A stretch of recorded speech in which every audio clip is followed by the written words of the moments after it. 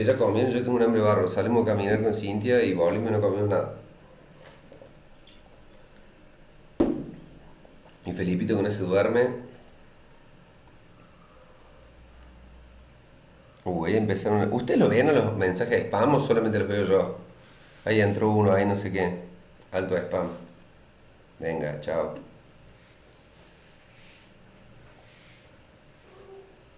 Lo ven. Ah, te están baneando los comentarios, Edu. Me vas a hacer banear el canal. 14 espectadores. Ah. Bueno, larguemos, loco. ¿Ya comieron? ¿Qué me dijeron, sí o no?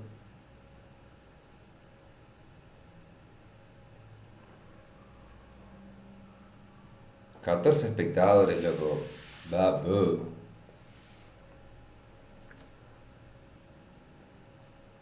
Bueno, larguemos, larguemos. Gordo, sos un judo, por eso no venías casa. Ya comimos tempranito. ¿Qué comiste, Jero? ¿Qué comiste, Cristian? Edu, estás comiendo mientras hablas seguramente. Ah, de verdad, ya. Che, en breve me voy a poner los lentes porque tengo la vista a la miseria. Así que no me bulinen. 14 espectadores. ¡Qué crack! 13. Maldecimos al que se fue. Un tecito con tostadas, hoy me siento fitness. No, man. Ya no puedo ver el pollo. Fideo con milanesa de pollo. ¡Qué rico! Y nosotros, en teoría, íbamos a comer bife de pollo, pero por lo que vengo viendo, que Felipe no se duerme y yo estoy acá streameando, Cintia no me va a hacer nada de comer. Pizza casera. Pizza casera le llamas haber amasado la masa, Cami. No, yo el pollo lo puedo comer en todas las formas habidas y por haber. Sí, yo no, mi cuñaja. Albóndigas con puré. Albóndigas con puré, qué rico, Edu. Creo que esos son mensajes, por eso le digo, ¿ustedes también lo ven esos mensajes o no? Hello, streamer, help kick. Y ahí me quedé con mi inglés. Debe ser un moderador. Y bueno, pero dejen de decir esas palabras que están diciendo. Geordo, negro, porque me van a banear el canal.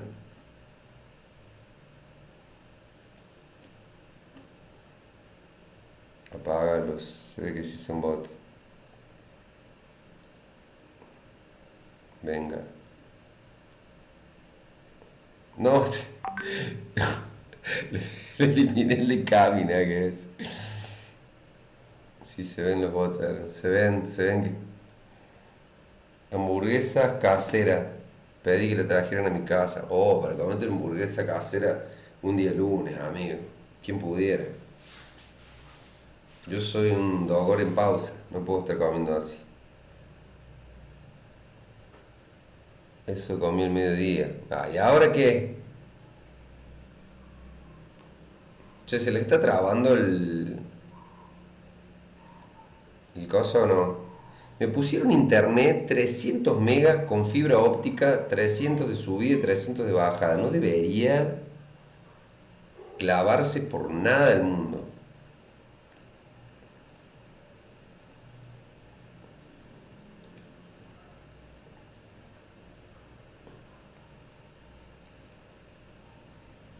Todavía hay 3 usuarios conectados en YouTube. ¿Qué hacen? Vamos para aquí. Al mediodía comía albóndigas con puré y ahora pizza. Ah, vale. Che, ¿me están escuchando bien? Porque yo estoy viendo que se me traba a mí.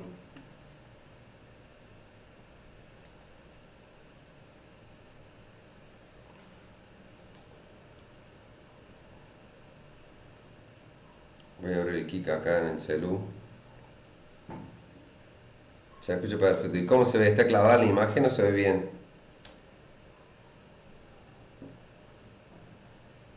Se escucha perfecto, gracias, banda. A ver, se ve bien. Ah, a mí se me clava. Bueno, perfecto. A lo que te truje. Gente amada, ¿cuánto se habla de este tema, no? Déjame ser feliz. Estoy en YouTube porque está en la tele. Ah, bien, bien, bien. Hay gente que está en YouTube porque la tiene en la televisión. Vale, vale. Se ve bien, se escucha feo. No, paras de tu voz. Ah, ah. Claro, hay gente que me tiene en el tele. Bueno, gracias. Em, Julie, qué crack, Julie. Hey, Julie, el fin de estoy por Buenos Aires. Me voy a la Sunset Areger. Me voy a Merlino que viene un DJ. No, me voy a la noche gospel.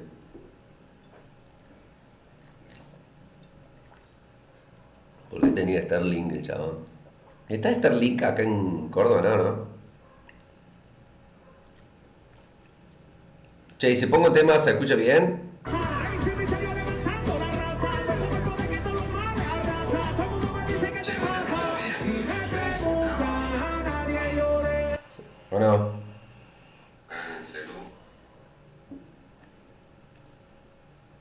Sí, hay. Pero tengo claro 100 megas. Ah, mira. No sabía que estaba Starlink acá. Sin música mejor. No, sí, más vale, pero quiero ver por si vemos algún video o algo. Yo hice un video del apocalipsis. Ahora sí, estamos en Geek. Reaccionando a un video de Toma tu lugar, en donde Fernanda Brunet y Marcos Brunet hacían nada, hacían como un vivo, como una clase, ¿viste? Con su postura, una postura que se ha puesto como, me parece, un poco en tendencia, por no decir moda, no me gusta esa palabra, capaz para estos temas, como más tendencia. Y me sorprendió un poco porque eran como muy dogmáticos con este tema, ¿viste? Hablaban como que la verdad era lo que ellos decían y todos los que no creían como ellos, como que los respetaban, pero estaba mal. Así, como que nada que ver, ¿viste? Eh, o sea, no lo respetaban mucho. Eh, y entonces yo hice un video para reaccionando a eso, que está en el YouTube, en video que he subido, reaccionando a Marcos Brunet, dice el video, después si lo quieren ver, pero algo de eso vamos a hablar. Pero cuéntenme ustedes cuál es la postura que tienen respecto al apocalipsis o qué les han enseñado del apocalipsis. Porque es un libro que se lee poco, porque como no se entiende mucho, los pastores por ahí prefieren no predicarle directamente, ¿viste? Te sale un dragón con 7 cabezas y 10 cuernos, y vos decís 10 cabezas y 7 cuernos, y decís, nah, mejor hablo de Timoteo, ¿viste? Mejor hablo de, no sé, de Filemón. Eh, pero bueno, nada, es un libro que está en la Biblia y de hecho tiene 7 bienaventuranzas para los que lo leen. Eh, bueno, ese es uno de los grandes mitos, chabón. Hay que portarse bien porque si no te quedas. Qué amplio el portarse bien, ¿no? O sea que la salvación sería por obras. Sí, yo me acuerdo que nos enseñaban eso. Si Cristo viene y justo estás echando una macana, te quedas. Eso era, eso era re de la iglesia de los 90.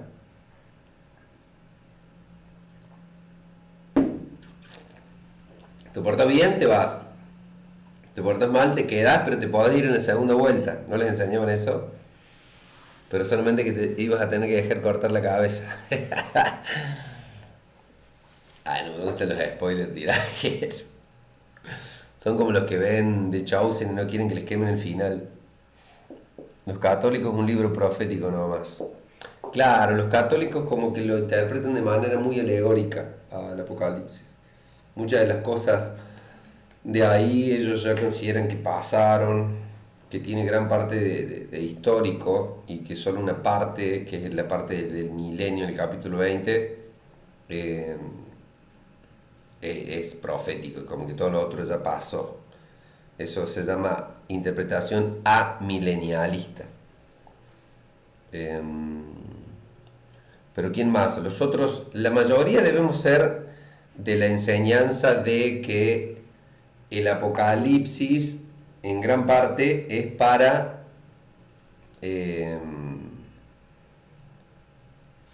los que se van a quedar en la gran tribulación, digamos, ¿no?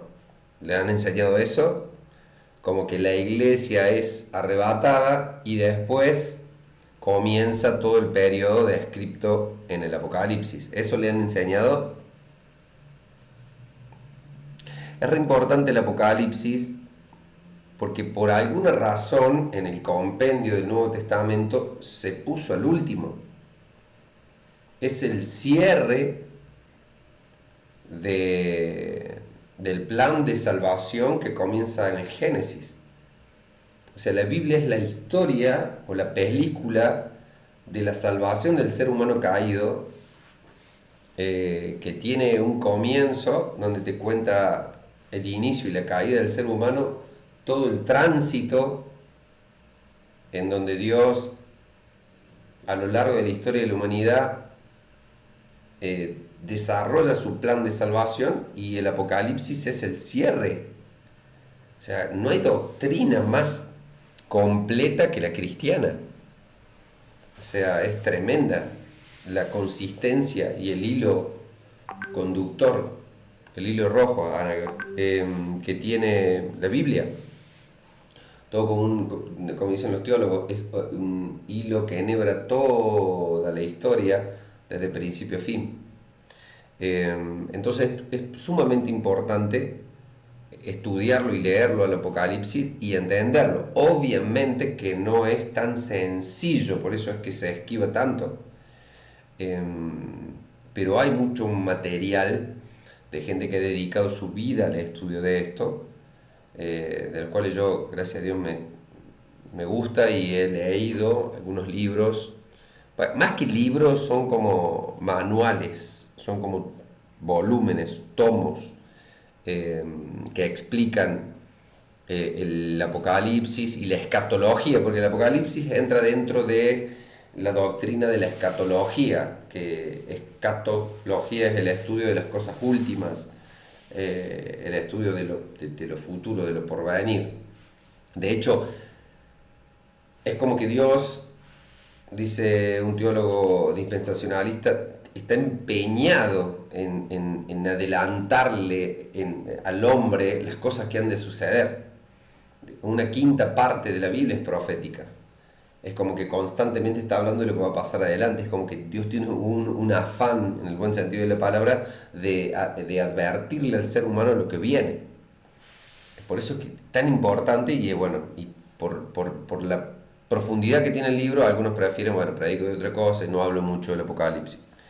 Lo empecé a leer como 3 veces, una lo terminé, pero claro, es complejo, claro. Pero está bueno leerlo de todos modos, aunque sea como de corrido, a los 22 capítulos, y bueno, y después empezar quizá con un estudio bíblico e ir comparando. Yo nunca lo terminé de leer, claro, mira, son 22 capítulos nada más, y hay gente que no lo ha terminado de leer, porque te trabas en un momento, es como que decís, che, ¿y esto qué? Es difícil de digerir. ¿Les pasa o no? ¿Les ha pasado eso?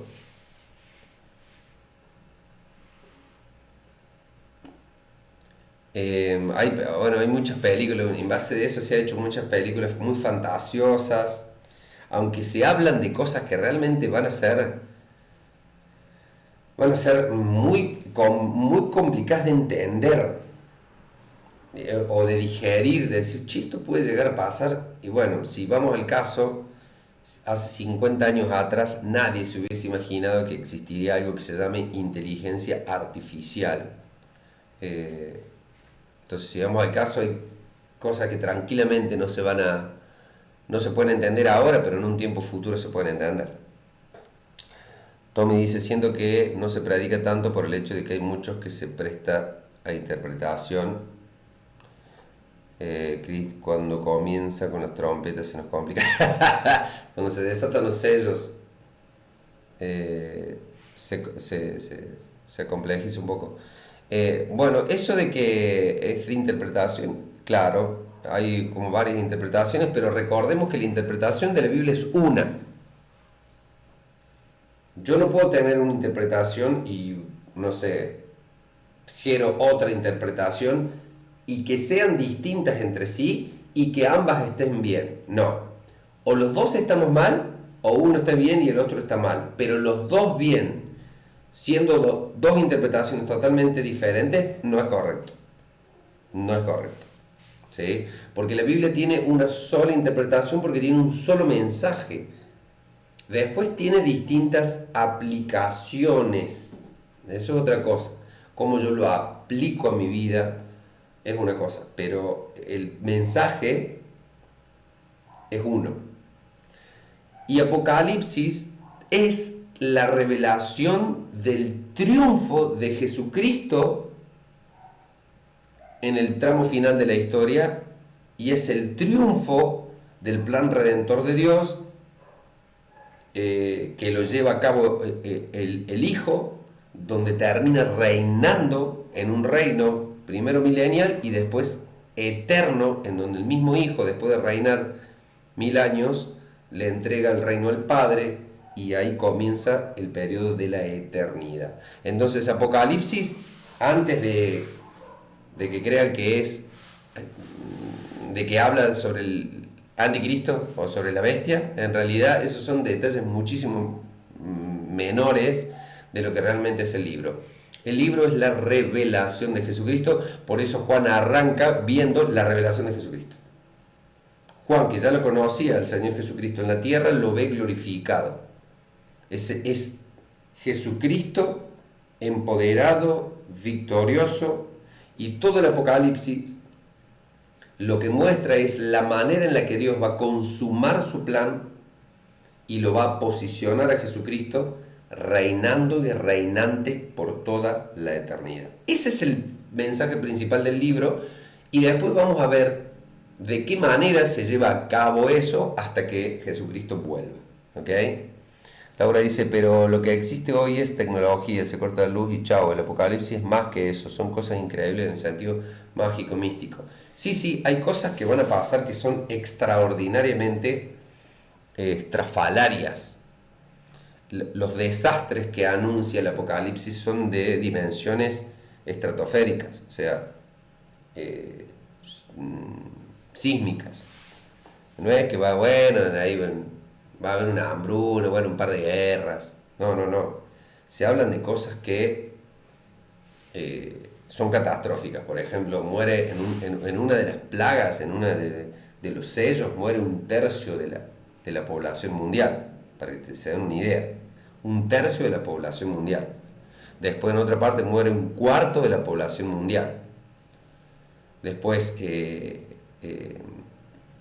los cuerpos celestes que van a caer del cielo destruyen casi toda la vegetación, casi toda el agua. Entonces es como que se va haciendo un embudo, una boca de botella, un cuello de botella, mejor dicho, en donde la humanidad que alcance a sobrevivir a todo eso va a ser muy reducida, muy reducida. La mayor de las personas va a ir muriendo a causa de ¿qué? De los juicios. Porque ahí es donde comienza el desarrollo del apocalipsis. El apocalipsis se separa en 3 partes. Una parte pasada, otra parte presente y otra parte que es futura, escatológica y que aún no se ha cumplido. Por lo menos la interpretación que yo he estudiado y que podría decir de las más aceptadas.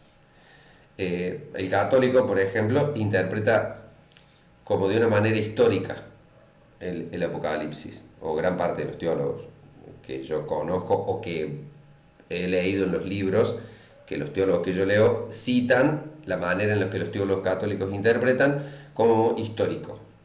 Como que todas las cosas que están ahí ya pasaron en formas alegóricas, o sea, en formas figuradas, en la Iglesia Católica. Como que la bestia en algún momento fue algún imperio, algún enemigo, pero no cosas que van a pasar, sino cosas que ya pasaron. Bueno, eso no es del todo real porque si no queda muy inconcluso el Apocalipsis y nosotros los cristianos de la rama protestante, de la rama, me gusta decir luterana, pero sí de la Reforma para adelante, entendimos que la Biblia ha de interpretarse literalmente. No literalmente en el simbolismo que usa para transmitir un mensaje, sino literalmente en el sentido del mensaje que está dando. Creo que lo dijimos en un stream, que así como Isaías profetizó que Jesucristo iba a nacer de una virgen, así como Miqueas creo que profetiza que va a nacer en Belén, y nació en Belén, y nació de una virgen. Entonces, entendemos que la Biblia ha de interpretarse literalmente. Cuando Jesús decía, vamos a Capernaum porque es necesario que se cumpla lo dicho por las Escrituras, e iban a Capernaum, e iban a Tiro y Sidón, entonces era como que Jesús cumplía literalmente las cosas que habían estado profetizadas. Entonces no hay razón para creer que las cosas que están en Apocalipsis sean en un sentido figurado. No, que puede usar un simbolismo para describir algo es una cosa. Que lo que describa sea como figurativo, no. Por ejemplo, cuando el Apocalipsis dice que Juan ve un jinete, el primer jinete, bueno, posible, el segundo jinete, el tercer jinete, el cuarto jinete, o caballo, el color, no dice jinete, en realidad dice caballo, no quiere decir que esté hablando de caballos literalmente. Eso está en Apocalipsis capítulo 6. A ver, acá lo tengo. Cordero empieza a abrir los sellos, un caballo color bermejo, bueno. No quiere decir que se va a abrir el cielo y que van a ver cabalgando caballos, sino que en un sentido figurado, simbólico, lo que describe Juan, que él está viendo una visión. Por eso hay que recordar esto, que el Apocalipsis es un libro profético y lo profético está envuelto en simbolismos que hay que interpretar. ¿Ok? Por eso Juan usa mucho la palabra era como, y no, él intentaba describir lo que veía. Por eso a muchos se nos ríen, por ejemplo, porque como que dicen, claro, mirá, lo fantasioso de esto, va a aparecer un caballo en el cielo. No digo que Jesús, si quiere, no pueda aparecer un caballo blanco, pero el caballo blanco o la nube son expresiones de como que Jesús va a bajar en rimbombante, digamos, con toda majestad, con toda su presencia. O sea, mucho más que un simple caballito blanco. Es la majestuosidad que está intentando ver, que Juan en ese tiempo, lo majestuoso era que un rey entre a caballo, victorioso, ¿sí? Entonces usa un caballo blanco, porque el blanco es también la victoria, la santidad. Entonces hay que ir entendiendo esos simbolismos que tiene Apocalipsis. Apocalipsis se divide en el capítulo 1, Juan ve la visión del Jesucristo glorificado. El capítulo 2 y el capítulo 3 habla de la época presente que iba a vivir la iglesia. Por eso son 7 cartas que representan mensajes que van dirigidos tanto a las iglesias de Asia Menor, lo que hoy es Turquía, que había en ese tiempo. Son 7 mensajes que representan en realidad a todas las iglesias que van a existir a lo largo de toda la humanidad. Por eso es que cada mensaje al final de cada carta escribe a la iglesia de Éfeso, a la de Esmirna, a la de Tiatira, a la de Sardis, a la de la Odisea, a la de Filadelfia, bueno. Pero al final de cada dice, el que tenga oídos, oiga lo que el Espíritu dice a las iglesias. O sea, no era solamente para esas iglesias, sino para todas las iglesias. Eso es como la era presente que actualmente estamos viviendo. Y después el capítulo 1:19 de Apocalipsis dice, ven y te mostraré, se los quiero leer exactamente como dice, ven y te mostraré las cosas que han de ser, o sea, las cosas pasadas, las que son y las que han de ser después de estas. Acá está en el 19, dice, escribe pues lo que has visto, ahí va, lo que sucede ahora, esto está en la versión NBI, y lo que sucederá después. La Reina Valera, que es la tradicional, o la LBLA, que es la que más me gusta a mí, donde lo tengo, la Biblia de las Américas. Buah, no lo voy a encontrar, acá está. Dice en el 1:19 que se interpreta que ese es el pasaje bisagra para entender todo el libro. Dice, escribe pues las cosas que has visto. Las cosas que has visto es lo primero que Juan ve cuando lo ve a Cristo glorificado. Es decir, Juan con 90 y pico de años en la isla de Patmos, exiliado por el Evangelio, antes de morir, él ve al Cristo glorificado. Entonces, él después de haberlo visto, que dice, y sus ojos eran como llama de fuego, y toda una expresión de la magnificencia de Dios en Cristo, y ahí le dice, escribe pues las cosas que has visto, que es la revelación de Jesucristo, las cosas que son, que es el capítulo 2 y el capítulo 3, el mensaje para las iglesias de ese tiempo y para la iglesia a lo largo de toda la historia. Por eso el que tenga oído para oír, oiga lo que el Espíritu dice a las iglesias, y las que han de suceder después de estas. ¿Después de qué? Después de esta era presente. Y a partir del capítulo 6 comienza lo que va a ser toda la parte profética, toda la parte de cumplimiento de estas cosas futuras. ¿Ok?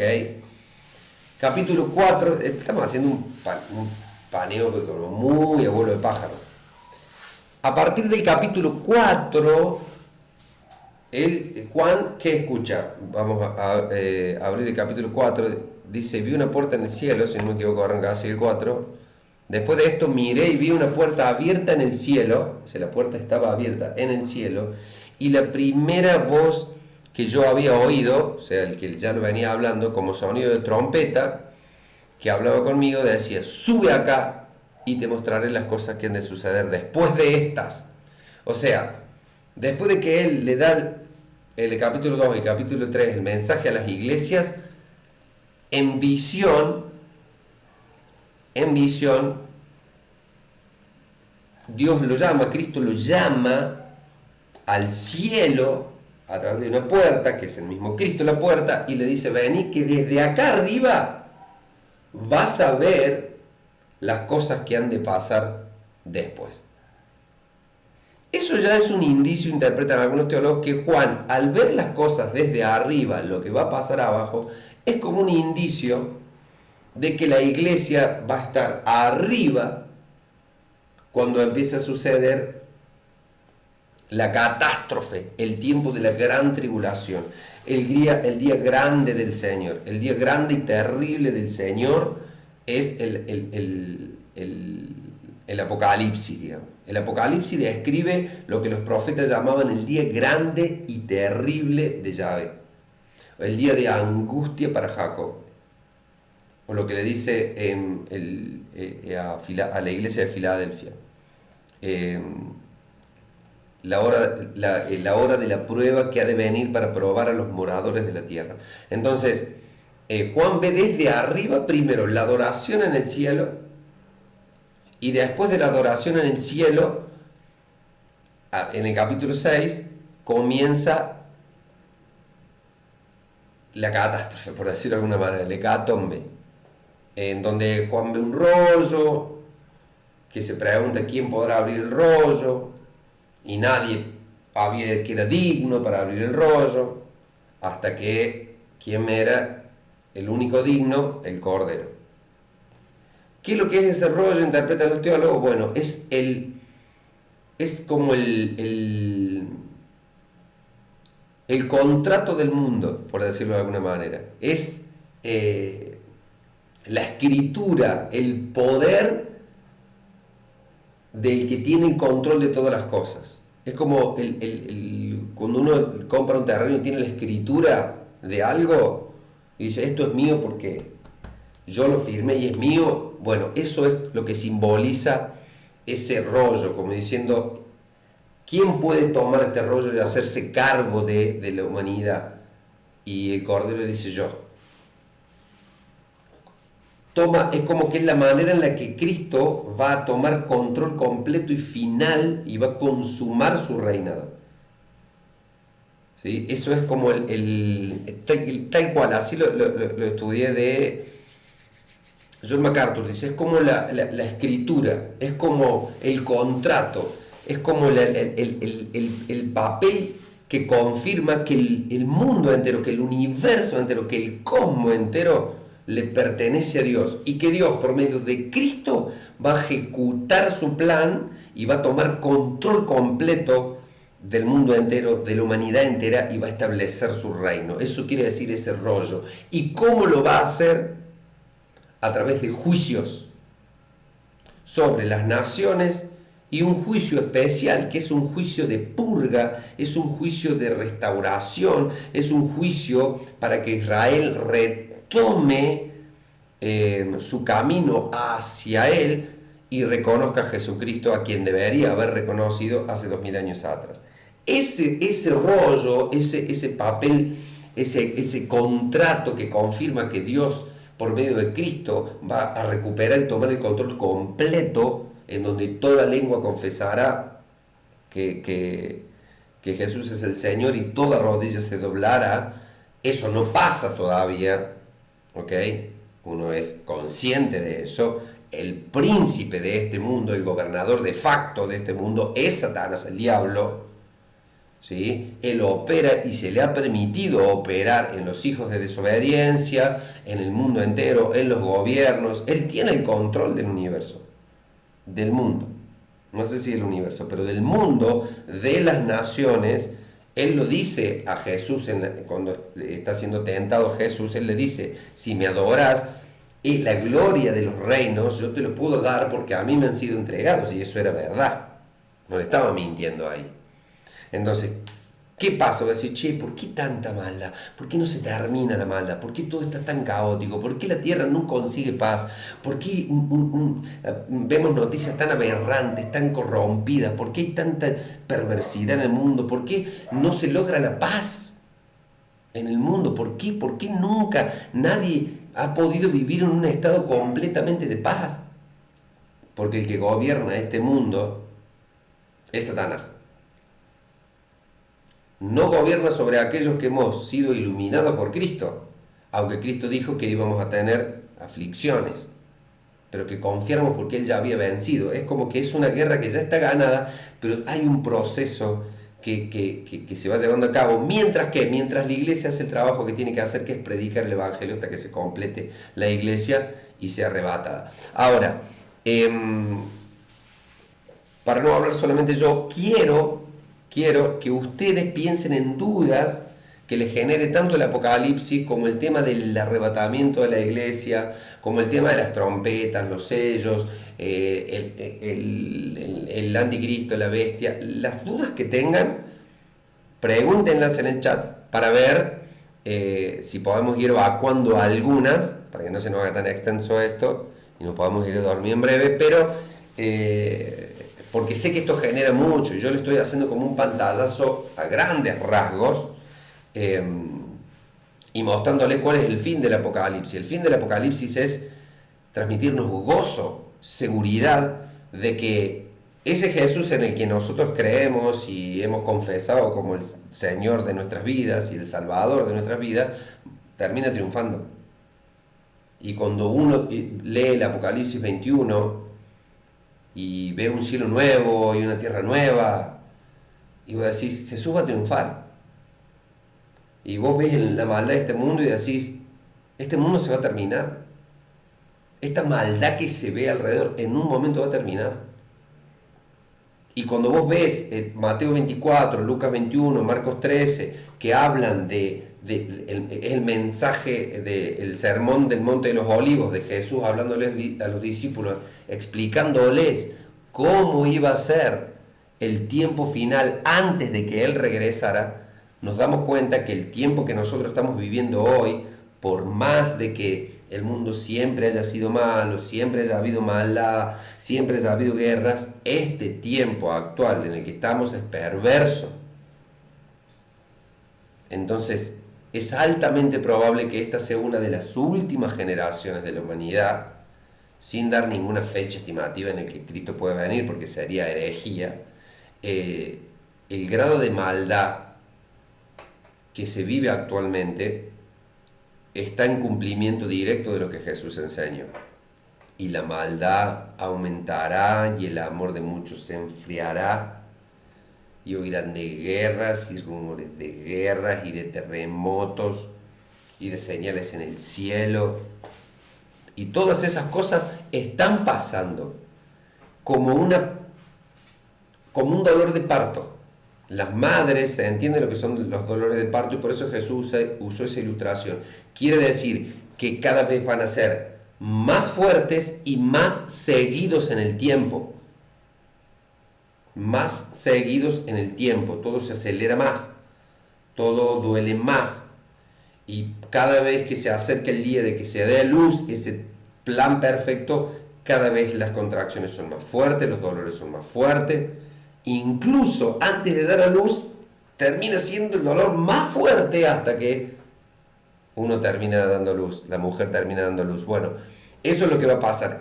La parte final del dolor de la mujer para dar a luz es esa parte final del Apocalipsis que describe caos, catástrofe, y que son literales. Caída de cuerpos celestes contra la tierra, hambruna, pestes, guerras, escorpiones como una maldición que va a haber sobre la humanidad, que va a picar a la gente, morder a la gente, y la gente no va a poder salir de esa. Buscarán la muerte y no la hallarán, usa una expresión Juan. Entonces va a ser un momento de la historia que yo no quisiera estar. Y por ahí veo que esta tendencia ahora de que la iglesia va a estar y que tenemos que... Yo digo, parece que tuvieran ganas de estar en ese tiempo, cuando va a ser tan horrible, que yo no quisiera ni siquiera verlo, ni desde el cielo quisiera verlo. Así que bueno, ahora vamos con las dudas, con las consultas. ¿Cuáles son las dudas que más les vienen acerca de este tema del fin del mundo, del fin de los tiempos, del anticristo? Los escucho, los leo. Tenemos 14 dispositivos conectados, así que todos deben tener dudas, o ustedes enséñenme a mí. A ver.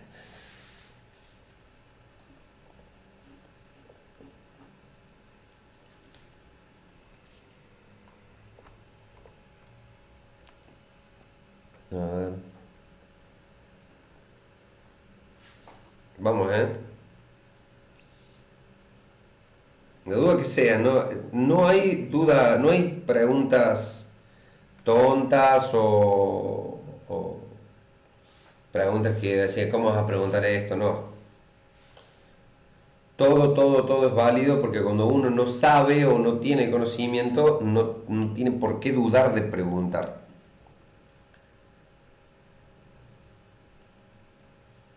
Creo que lo que más dudas da son los momentos de los hechos. Pero ¿de qué hechos? Los momentos de los eventos que se avecinan. Bien. Sí, está bueno, mira, vamos a buscar una de las más completas, que es Lucas 21, por ejemplo, donde están las señales del final de los tiempos.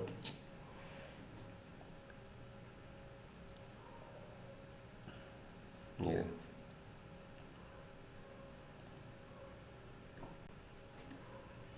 ¿Cómo sería entonces el tema de la resurrección de los muertos en Cristo? ¿La iglesia va a ser arrebatada? Claro. No podemos, pero eso no está ni en duda de que la iglesia vaya a ser arrebatada. Primero voy con el tema de lo que preguntó ahí Cristian. en Lucas 21, que es Jesús hablando ya antes de que lo crucifiquen, en la parte final, uno de los últimos sermones, el sermón del Monte de los Olivos, dice que los discípulos le preguntaron, mientras algunos estaban hablando del templo, de cómo estaba adornado con hermosas piedras y ofrendas, Jesús les dijo, en cuanto a estas cosas que están mirando el templo, vendrán días que no quedará piedra sobre piedra. Eso hablaba de cuando el templo de Israel iba a ser destruido, que fue destruido 40 años después de que mataron a Jesús. El emperador Tito destruyó el templo y dispersó al pueblo judío por todo el mundo y no volvieron más hasta 1948. Y le preguntaron diciendo, maestro, ¿cuándo sucederá esto? O sea, esto de que el templo iba a ser destruido. ¿Y qué señal, es otra pregunta, habrá cuando estas cosas vayan a suceder? Y él les dijo, miren que no sean engañados, porque muchos vendrán en mi nombre diciendo yo soy el Cristo, o diciendo el tiempo está cerca. No lo sigan, dijo Jesús. Y cuando oigan de guerras y disturbios, no se aterroricen, porque estas cosas tienen que suceder primero, pero el fin no sucederá inmediatamente. Entonces, siguen el versículo 10, después lo explicamos todos juntos. Entonces les dijo, se levantará nación contra nación. Estamos hablando que Jesús le estaba anticipando de que desde que él estuviese en la tierra, o sea, desde ese momento en que él estaba en la tierra, hasta que volviera, estas cosas iban a pasar siempre. Lo que iba a cambiar es que iba a ser más gradual. Mira, le dice, entonces le dijo, se levantará nación contra nación y reino contra reino. Esto pasó siempre, chicos. Siempre. Siempre se levantaron la nación contra nación y los reinos contra los reinos. No es nada nuevo. Lo que pasa en el tiempo es que cada vez es peor. O sea, nunca lo que estaba diciendo, entre otras palabras, Jesús es que paz entre todas las personas que habitaban la tierra no iba a existir nunca. Dicho y hecho, desde que Jesús se fue hasta ahora pasó el Imperio Romano, después siguió el Imperio Otomano, después siguió el Imperio Británico, y así, siempre de imperio en imperio, de reino en reino, de esta nación contra este, domino esto, domino el otro, nunca hubo una paz absoluta. Dice, habrá grandes terremotos. Los terremotos, yo hice un estudio rápido, pero desde el siglo XX que se empezaron a medir hasta la actualidad, siempre han ido aumentando.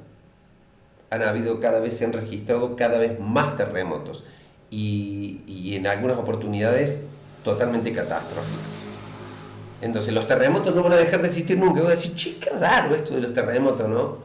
Pues si la gente está lo más bien y de repente se mueve la tierra y se rompe todo. Y eso es el gemir de la creación, que dice Pablo en el libro de Romanos. La creación que está maldecida por culpa de Adán gime. Una de las formas de gemir de la creación son estas cosas así, la ferocidad de la naturaleza, los terremotos, que Jesús dijo que iban a pasar, y no tenemos registro para atrás de otros terremotos, pero seguramente los hubo. Escuchen otra cosa, plaga y hambre. Plaga y hambre quiere decir que siempre iba a haber plaga y hambre, y cada vez peor. ¿Cómo puede ser que el mundo avance la tecnología, avance la inteligencia artificial, y elimina una plaga, sale otra? No pueden erradicar el hambre mundial. Entonces dice, habrá plagas y hambre en diversos lugares. Esto no es que va a pasar, no, esto sí o sí va a pasar en el tiempo final. No. Jesús quiso decir que esas cosas siempre iban a pasar. Dice, habrá terrores y grandes señales en el cielo. Esto se puede interpretar de varias maneras. Grandes señales en el cielo pueden ser, algunos interpretan que pueden ser los ataques aéreos, o los cuerpos celestes que caen, pero que iba a haber señales en el cielo, y las hay. Terrores, esto algunos lo interpretan terrores como los ataques terroristas, estos grandes terrores que vive la humanidad de un momento a otro. Algunos interpretan que bien podría ser ataques de cuando se inmolan y hay que decir, ¿cómo puede ser que de la nada vaya un guaso con un cargamento de bomba y se reviente frente a un banco, frente a un colegio, son momentos que la gente vive terror. Bueno, esos terrores Jesús ya lo anticipó hace 2000 años que iban a pasar. Dice, pero ante todas estas cosas los echarán mano, los perseguirán, lo que le pasó a los discípulos, entregándolos en la sinagoga, en las cárceles, llevándolos ante reyes, gobernantes. Bueno, eso le pasó a los discípulos y le pasó a lo largo de toda la historia de la iglesia a mucha gente a causa del cristianismo. Quizá en algún momento de la historia de la humanidad Dios puso como paños fríos a la situación. Eso también Dios suele hacerlo. Pone como paños fríos, como que hace pequeños paréntesis en la humanidad. ¿Para qué? Para que la iglesia siga cumpliendo la misión que tiene. Ya vamos a ir con eso. Bueno, cuando los lleven ante reyes, ante gobernantes y demás, dice, esto les dará oportunidad para testificar. Por tanto, proponer en vuestros corazones no preparar de antemano vuestra defensa, Dice, pero cuando veáis a Jerusalén rodeada de ejércitos, fíjense cómo está Jerusalén constantemente en guerra, y así va a seguir, y así va a seguir hasta que finalmente quede sola, desamparada, rodeada completamente por las naciones que va a dominar el anticristo. Dice, pero cuando vean a Jerusalén rodeada, sepan que su desolación está cerca. Entonces los que están en Judea, en los montes, huyan de la ciudad, aléjense, y los que están en el campo no entren en ella. Esto es para los judíos principalmente, que van a estar en ese tiempo, porque estos son días de venganza para que se cumplan todas las cosas que están escritas. Ay de las que están en cinta. Bueno, ahí habla puntualmente de Israel, porque habla de Jerusalén, que bueno, ahí es donde se entra toda la movida de la interpretación, de si nosotros somos Israel, y si no, nosotros no somos Israel, nosotros somos la iglesia. Jerusalén para nosotros, oramos por la paz de Jerusalén, la bendecimos, pero nosotros no tenemos ni que irnos a vivir a Jerusalén, ni ir a salvar judíos a Jerusalén, salvo que tengan un llamado de ir a Jerusalén como misioneros. Pero nosotros tenemos que ir y predicar el evangelio a todas las naciones, ¿sí? Entonces todas esas son señales que van a ir pasando hasta que Cristo vuelva. Lo que va a pasar es que se va a ir intensificando. Por eso, donde le dice acá, habrá señales en el sol, en la luna, en las estrellas, es decir, en todo el cosmos.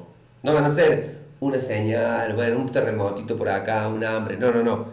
En todo el cosmos, en la estrella, en el sol, en la luna, sobre la tierra, angustia entre las naciones. Fíjense si no es lo que vivimos constantemente y peor. Dice, naciones perplejas a causa del rugido del mar y de las olas. Esto habla también algunos de lo que son los tsunamis, los maremotos, que cuando uno los ve en video, ¿te acordás el que pasó en Japón en 2004? Terrorífico. El que pasó en Tailandia, horrible. Dice, desfalleciendo los hombres por el temor y la expectación de cosas que vendrán sobre el mundo. Tremendo. Dice, porque las potencias de los cielos serán sacudidas, las potencias, es decir, los cuerpos celestes, los asteroides, serán, dice, sacudidas, y entonces verán al Hijo del Hombre. Entonces ahí ya Jesús anticipa que eso es lo que va a pasar hasta que Él venga. En Mateo es donde Él usa la ilustración de los dolores de parto. Entonces, no es que esas cosas sí o sí van a pasar justo en la parte final de la historia de la humanidad y no, bueno, nosotros acá vivimos, no. Van a ir pasando a lo largo de la historia. La humanidad no va a encontrar paz. La humanidad no va a encontrar el estatus perfecto en donde todos ganemos bien, donde todos seamos ricos, donde todos seamos... No existe eso, no va a pasar. No existe eso de que vamos a ganar a Argentina para Cristo y Colombia para Cristo y Chile para Cristo. No, vamos a ganar gente que está dentro de esos países para Cristo, pero no es que vamos a ganar o cristianizar las naciones. Eso no va a pasar nunca. Está profetizado de que no. Puede Dios levantar un presidente cristiano como una manera de ser luz y sal. La luz y la sal lo que hacen es alumbrar, y la sal en ese tiempo se usaba para conservar Entonces, nosotros en este mundo, cuando actuamos como verdaderos cristianos, somos como ese conservante para que la humanidad no se termine de corromper. Pero cuando la iglesia sea sacada de la tierra, el mundo va a entrar en putrefacción total, donde Dios le va a dar el vía libre completamente al ser humano y a Satanás, al punto que Satanás se va a terminar sentando en el trono de las naciones y va a gobernar el mundo entero. Entonces, más o menos para Cristian, el tema de las señales son señales de cosas que siempre han pasado, pero que se van a ir intensificando a medida que se acerque el día del regreso de Jesucristo. Que nos dice, ¿cómo sería entonces el tema de la resurrección de los muertos? La iglesia va a ser arrebatada. Pablo lo explica esto. Primero van a resucitar los que hayan muerto en Cristo y seguido van a ser arrebatados los que estén vivos en ese momento. Todo para encontrarse con Cristo en el cielo. Esto es un misterio, y lo dice Pablo en 1 Corintios 15, el tema de la resurrección. Entonces no hay que volverse loco. ¿Cómo va a resucitar? ¿Se van a abrir los cajones, los cementerios? No lo sabemos. Dios con una célula puede resucitar un cuerpo. Porque hay gente que dice, che, ¿qué pasa con la gente que se quema en un incendio, la gente que se ahoga en el mar? Dios es el Dios todopoderoso y no hay nada imposible para Él. Entonces nosotros no tenemos que preocuparnos o rompernos la cabeza de cómo va a ser. Leí una vuelta que el ser humano tiene la tendencia de que cuando algo no lo entiende, o lo niega o lo rechaza. Es típico, porque no podemos tener una disonancia cognitiva, que es tener dos pensamientos que se contraponen. Entonces, cuando yo no entiendo algo, entonces mejor o lo rechazo o lo niego. Entonces, ¿cómo van a resucitar los muertos? Como no sé cómo sería, con mi mente finita, pues lo niego, lo rechazo. Y no es así. O sea, que yo no sepa cómo funciona el sistema digestivo no quiere decir que no voy a comer hasta que yo no sepa bien cómo funciona el sistema digestivo. Yo como y punto. No sé cómo se maneja el sistema inmune, los glóbulos blancos, los glóbulos rojos, sin embargo yo vivo. Lo mismo es con la fe. Por la fe entendemos, dice Hebreo. O sea, primero tenemos fe para después poder entender. Y algunas cosas las entenderemos en esta vida y otras no. Pero Pablo lo deja clarito. Si no hubiese resurrección, vana es nuestra fe.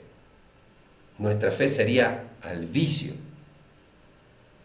Por eso Cristo vino a morir y a resucitar. Cristo no necesitaba resucitar.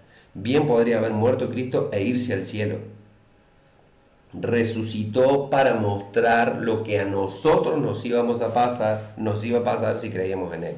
Lo que le dijo a María, no crees que yo soy la resurrección y la vida. O sea, no te he dicho que si crees verás la gloria de Dios. ¿Sí? Yo soy la resurrección, le dijo. ¿Sí? Y dijo, todo el que esté muerto vivirá, dijo Jesucristo. Todo el que cree en mí, aunque esté muerto, vivirá. Y todo aquel que vive y cree en mí no morirá eternamente. Eso habla de que los muertos en Cristo, todo el que esté muerto y haya creído en Él, dice Jesús, vivirá. Y todo el que vive y cree en mí, no morirá eternamente. Eso algunos teólogos dicen que ahí está hablando del arrebatamiento. Porque el que murió en Cristo, que está en el cielo descansando hasta el día de la resurrección, va a resucitar en un cuerpo nuevo y después el que haya creído esté vivo va a ser arrebatado. Al punto que Pablo creía que él podía ser arrebatado. Por eso dice, nosotros los que estemos vivos, dice en Tesalonicenses, capítulo 4 de la primera de Tesalonicenses, si no me equivoco, dice, seremos arrebatados. Entonces él creía ya que podía ser arrebatado, porque es el inminente regreso de Cristo, el que todos debemos estar esperando. Dice Pablo que va a ser en un átomos, es decir, en un abrir y cerrar de ojos. Esa es la palabra griega que usa Pablo, átomos. Átomos, algo como que es tan indivisible que no existe algo más rápido que eso. Entonces el arrebatamiento va a ser ¡pum!, en un momento, contrario a lo que algunos creen o dicen que no va a pasar. Un verdadero cristiano no puede negar el arrebatamiento. Podemos discrepar en qué momento de la historia puede pasar, pero no que va a pasar. Quien niegue que la iglesia va a ser arrebatada, trasladada de la tierra, es una persona que debería replantearse si realmente es cristiano. Entonces, respondiendo al Jero, es eso. Primero los muertos son resucitados, todo esto pasa en el cielo, porque dice que nosotros nos vamos a juntar con Jesús en los aires, en el cielo. Edu dice, más allá del fin del mundo y demás, sea de la maldad, amor, plaga, hambre, etc. Lo que siempre me llamó la atención será por miedo generado desde chico, pero cuando eres tibio, no frío ni caliente, te vomitará en mi boca. Eso es una verdad y se la dijo a la iglesia, porque está en la carta a la Odisea. Es horrible ser el vómito de Dios, que le des arcadas a Dios, es horrible. Por eso hay que ser determinado. Si creo en Cristo, me entrego y trato de morir a mi naturaleza pecaminosa, hago morir las obras de la carne por medio del Espíritu, me determino a cortar con lo que me hace caer, lucho contra el pecado, me determino a seguir a Cristo, porque estoy un poco acá, después me voy un poco al mundo, después me voy un poco acá, y después me voy un poco al mundo, y después un poco de esto, que sé que a Dios no le gusta, pero bueno, y después vuelvo y tengo unas temporadas, y esa tibieza es complicada. Tommy dice, más allá de estudiar, ¿crees que hay que adoptar una postura escatológica específica? No. Lo que sí tenés que adoptar es la seguridad de que crees que Jesucristo va a volver, de que crees en la resurrección, porque Pablo le dedica todo un capítulo, en el capítulo 15 de la primera carta a los Corintios, todo un capítulo para refutar a aquellos que negaban la resurrección. De hecho, fíjate, no solamente que Jesucristo resucitó, que es, dice el Señor Jesucristo, las primicias, sino que Mateo dice que junto con Jesucristo resucitaron otros también. Eso a veces se predica poco, pero dice que otra gente también resucitó en ese tiempo. Eso es como un adelanto que hizo Jesús de mostrar lo que va a pasar. Entonces uno no sé si tiene que adoptar una postura escatológica en cuanto a cuándo va a venir Cristo, si antes de que empiece todo este periodo de la gran tribulación o después. Yo lo que te diría es, tenés que estar seguro de que Cristo va a volver. Antes, durante o después, va a volver. De que tenés que estar esperando la resurrección de un cuerpo nuevo para vivir en un... ¿Por qué es un cuerpo nuevo? Porque las condiciones hasta climáticas del cielo nuevo y la tierra nueva que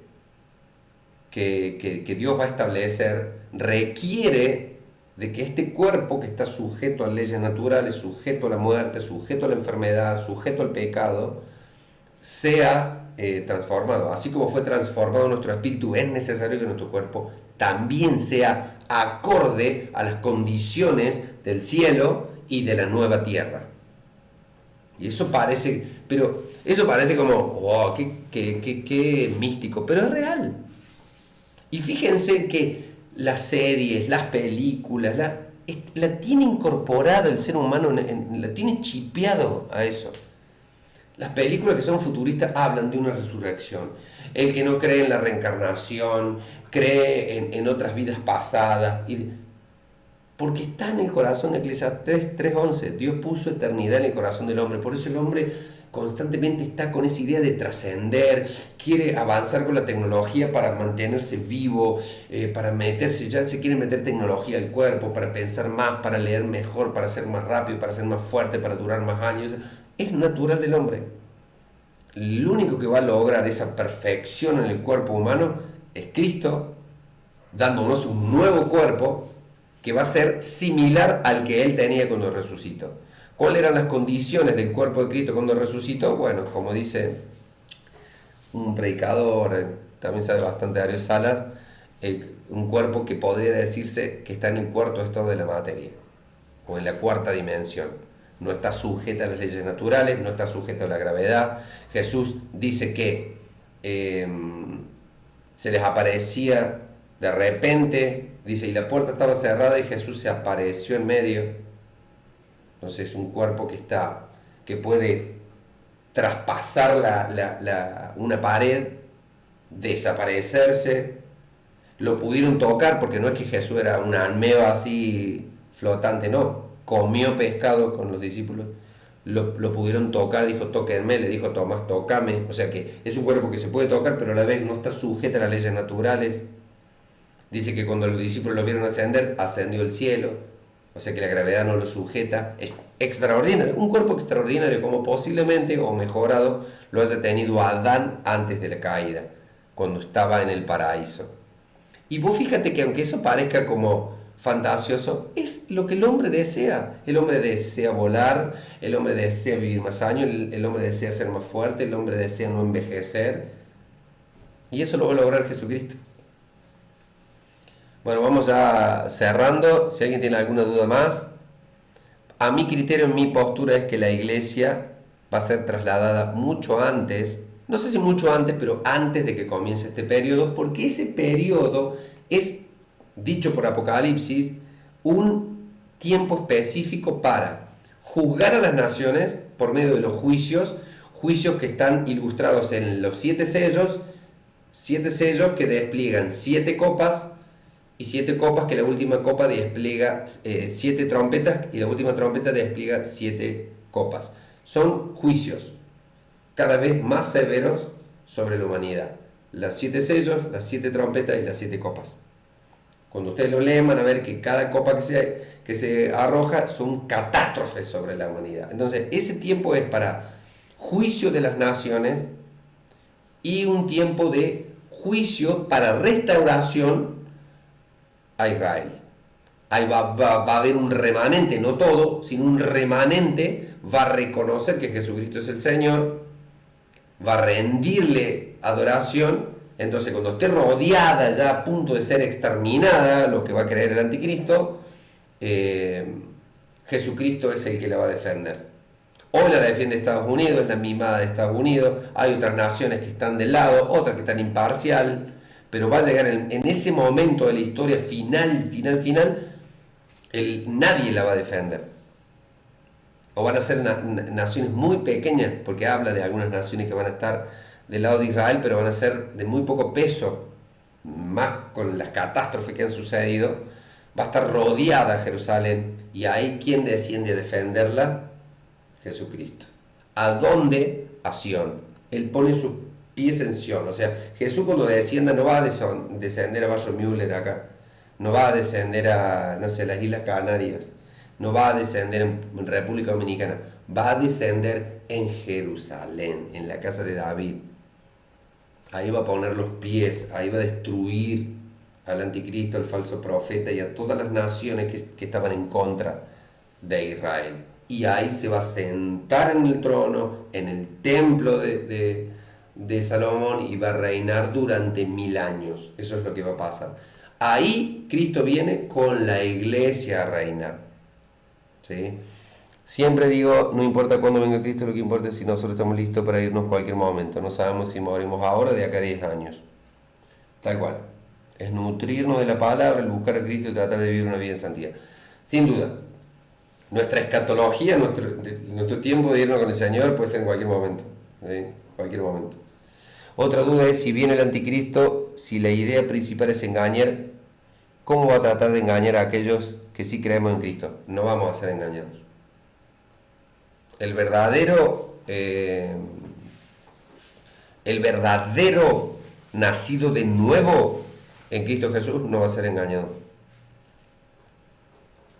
Por eso dice en una parte, querrá engañar aun si pudiera a los escogidos, pero no va a poder. O sea, es como que imagínate que lo fue a tentar a Cristo, sabiendo que Cristo no iba a caer, o quizá en alguna ilusión de él habrá pensado el fantasma que Jesús iba a caer. Imagínate cómo no va a tirarle con todo, pero los verdaderos escogidos no van a ser engañados.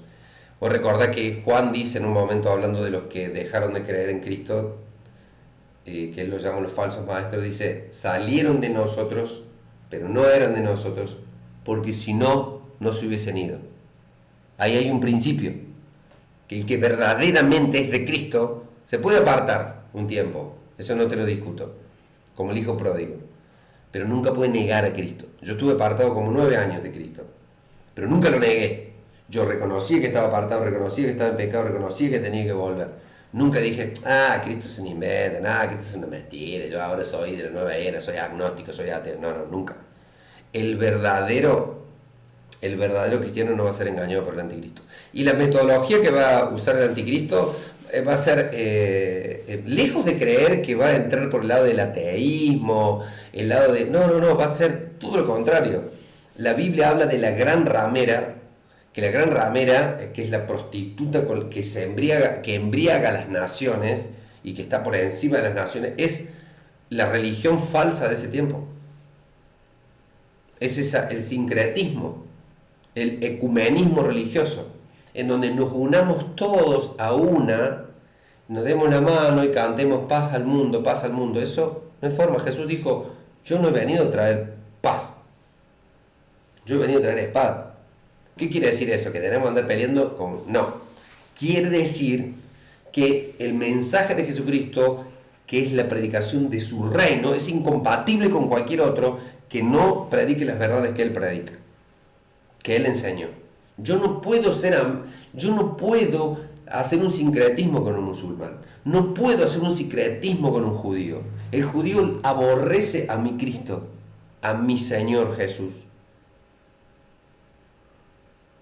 Yo no puedo hacer sincretismo, unión religiosa con un testigo de Jehová por amor a la paz mundial. No. No puedo luchar, ni no tengo que matar, ni nada de eso, porque Pablo me lo dice claramente, no tengo lucha contra carne ni sangre. Tengo que, obviamente, en términos sociales, tratar de establecer vínculos para vivir quieta y reposadamente, sí, pero yo no puedo hacer una religión mundial y decir, bueno, todos queremos el mismo Dios, como lo dijo el Papa en su momento Francisco, todas las religiones conducen a Dios. Falso, antibíblico, herético. Todas las religiones tienen algo de verdad, falso. Todas las religiones nos conducen a Dios, falso. Yo soy el camino, la verdad y la vida, y nadie viene al Padre si no es por mí. Entonces, si yo soy el camino, la verdad y la vida, yo no puedo decir, como dijo el Papa, todas las religiones conducen a Dios. Si el musulmán cree que Jesucristo es un profeta más, o los judíos creen que Jesucristo es un hereje. Entonces, una de las metodologías que va a usar seguramente el anticristo va a ser la falsa religión, la falsa paz por medio de una doctrina unitaria que nos reúna a todos y todos paz mundial, todos queremos el mismo Dios, está todo bien, que ya se empezó a gestar, que es la verdadera apostasía. No va a ser negar tanto a Dios como un ateo, sino en el sentido de, y un poquito de esto, un poquito de aquello, me junto con este, somos todos lo mismo. Para mí eso va a ser uno de los métodos. Hay quienes creen que la ramera de Babilonia es la iglesia de Roma. Sí, yo no sé si va a ser la iglesia de Roma, pero sí creo que la iglesia de Roma puede como allanarle el camino para lo que va a ser la gran ramera. Va a ser muchísimo más pesada que la iglesia de Roma. Además, de hecho ya está, fíjense, pues busquen la casa de Abraham. Es un lugar que ya se hizo y de hecho ya tiene un templo judío, tiene un templo católico y tiene un templo musulmán, las tres religiones abrámicas, y un templo neutro. Entonces la idea es que ahí, búsquenlo, la casa de Abraham, búsquenlo después cuando cortemos y van a ver que ya se está impulsando esa idea de dejemos de pelear, mira, acá vos sos musulmán, podés venir acá, vos sos cristiano, podés venir acá, y vos sos judío, podés venir acá, y si quieren podemos juntarnos a este que es neutro, y estamos todos acá y todos adoramos a Dios. ¿No? Alá no es nuestro Dios. Te digo como católico, no sé si Roma es la misma iglesia que hace siglos. Yo creo que la Unión Cívica Radical, la UCR es la ramera del oficialismo de turno. Nada que ver. ¿Quieren que le bloquee el mensaje a la Edu? Pero por lo que representa la Iglesia Católica en sí, yo creo que es muy difícil cambiar. Mire, ha habido papas que han querido cambiar un poco la historia de la Iglesia Católica, pero es tan... debería ser un cambio desde los cimientos, ¿entendés? y va a ser muy difícil. Por eso yo no creo en la institución para nada, en la institución de Roma, pero sí creo que va a haber claramente muchísima gente salva por el hecho de ser católica. No, eso no lo, para nada lo excluye de la salvación, pero sí como iglesia no creo que tenga peso, y creo que va a ser quien va a ganar por las encíclicas que ha sacado y todo eso. Creo que va a ganar mucho el camino para lo que va a ser la Gran Ramera. Eso sería ecumenismo, ¿no? Suena hace tiempo. Sí, el ecumenismo. De hecho, hay gente que lo promulga, el ecumenismo. Hay un movimiento que se llama Juan 17, es un movimiento ecumenista. Por eso tengan cuidado en los devocionales que leen. Me acuerdo una vuelta, leí un devocional de la YouVersion que me llamó la atención. Busco quién era, porque viste que la YouVersion te tira devocionales que lo escriben cualquier persona y lo sube. Y digo, ¿quién es este que escribe que tanto, todos unidos, unidos? Me fijo y era uno del movimiento de Juan 17, un movimiento ecuménico. Y es peligrosísimo eso. Pues es lo mismo que yo hablé con un católico que discrepé, y otra cosa es que querramos unir en una sola doctrina nuestras creencias. La única forma de hacer eso es traicionando a tus convicciones. Y escribir una doctrina en una servilleta, es decir, Dios es amor, punto, todos adoremos a este Dios de amor. No hay forma, es imposible el ecumenismo, porque el mensaje de Jesucristo fue exclusivo y por ende es excluyente. Por eso dijo Jesús, el que conmigo no junta desparrama, y el que no es conmigo es contra mí. ¿Sí? O sea, el que no está conmigo es porque está contra mí, así corta la bocha.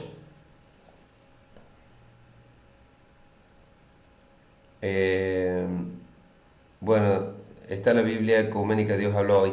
Sí, había leído la que era interconfesional, la Dios habló hoy, por eso a mí no me gusta mucho. Igual que la telea tampoco.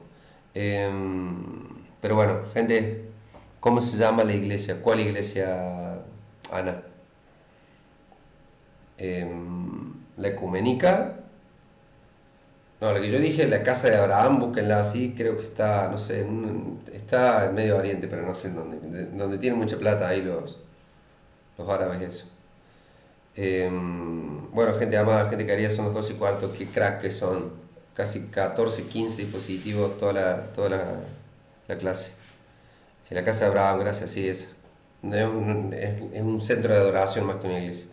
Gente, bueno, si tienen dudas, después les vemos en el stream. Gracias por quedarse, Dios los bendiga y que Cristo se siga revelando ahí a sus corazones y estar siempre conscientes de esto. Cristo puede venir en cualquier momento, yo tengo que estar preparado. Esto no es para mí un motivo de miedo. Jesucristo dijo, cuando vean estas señales, erguíos, es decir, pónganse firmes, levanten la cabeza porque vuestra redención está cerca. Es decir, cuando veamos que estas cosas suceden, aunque nos duela ver la maldad y la destrucción del mundo y todas esas cosas, sepamos que es porque Cristo está a la puerta. Cristo está a la puerta, entonces yo tengo que hacer lo que tengo que hacer. ¿Cuál es? Es predicar el Evangelio, hacer su voluntad, servirle, porque en algún momento esto, ¡pum!, se termina, chicos. Entonces termina, una bomba nuclear, termina todo, una declaración de guerra, empieza el hecatombe. Así que nosotros enfocados en Cristo. ¿Por qué todavía Cristo no ha venido? A mi criterio es porque la iglesia todavía tiene que seguir predicando el Evangelio. Cuando se convierta el último cristiano que debe convertirse y reconocer a Jesucristo, el cuerpo de Cristo, que es la iglesia, se completa, la iglesia es trasladada de la tierra y comienza el tramo final de la historia de la humanidad, que no van a ser más que 7 años. Es la semana 70 de Daniel la que falta. Imagínense lo perverso que se va a volver el mundo, de que a la iglesia ser sacada, y la iglesia es luz y sal, el mundo va a quedar en oscuridad y va a quedar sin el conservante ese que la mantenía. ¿Qué es lo que pasa? Se desmadra todo, excepto el remanente ese que va a creer y algunos que van a reconocer en ese tiempo también a Cristo, porque va a haber gente que se va a salvar en la tribulación. Esto lo podremos hablar otra vuelta. El común denominador va a estar pervertido en gran manera, y los juicios y las muertes y las pestes, y va a ser horroroso ese tiempo. Gracias por todo lo que se ha ido, te da mucha sabiduría, se nos ayuda, amén, que así sea. Les amamos, así que nos vemos.